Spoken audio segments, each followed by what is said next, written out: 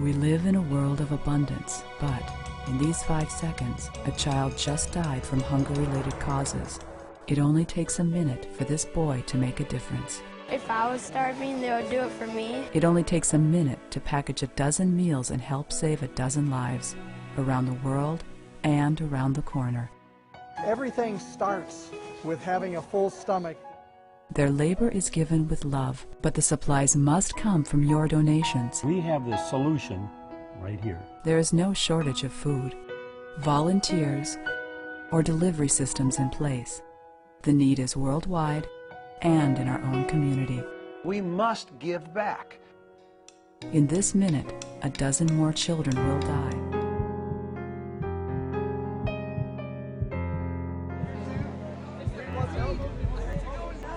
On May 6, 2010, over 4,000 students from Friends of Rachel clubs and their local schools did more than just accept Rachel's challenge to start a chain reaction. They came together in Rockwall, Texas, and established a world record. They packaged over 1 million meals in less than 7 hours. The meals were sent to Haiti, one of the poorest nations in the Western Hemisphere. Haiti had just been devastated by a major earthquake, and people were starving to death. Around 50 Haitian people traveled across the United States to join in with the students in Texas to package meals for their families back in their native country. The million meals would feed many hungry people for months to come, while saving a number of lives. That evening, the students gathered at the Rockwall football stadium to celebrate their accomplishment with a paper chain made up of over 1 million links, each link representing a meal that they had packaged for the starving people in Haiti. That million-link paper chain stretched over 28 miles long, while the meals that each link represented traveled over 3,000 miles to feed the people in Haiti, giving new meaning to the words of Rachel Scott when she said, "People will never know how far a little kindness can go."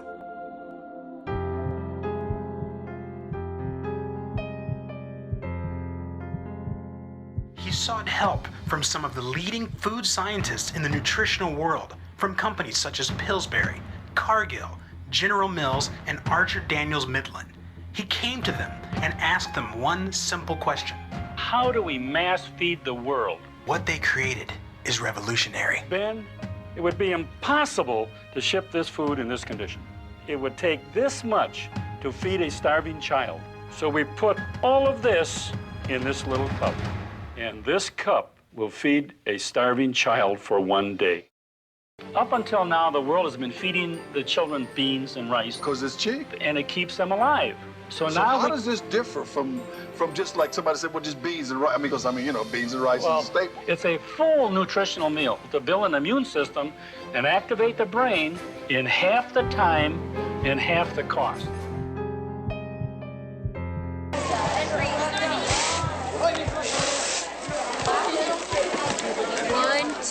Students at Sacred Heart School in Palm Desert took a break from the books to learn a real-world lesson. We're going to be feeding hungry children because one child dies every 6 seconds, so we need to fix that. Students packed 20,000 meals to be delivered to hungry kids. It's them making the meals that are going to feed children and really cure hunger.